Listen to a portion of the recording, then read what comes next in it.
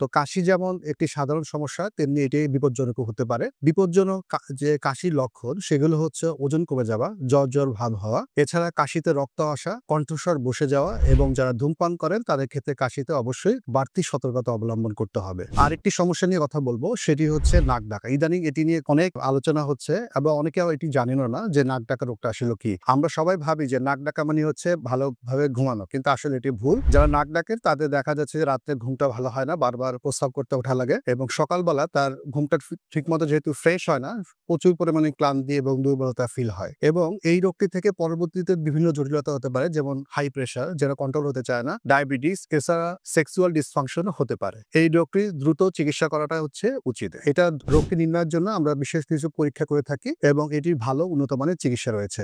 সুস্থ জীবন, সুন্দর পৃথিবী।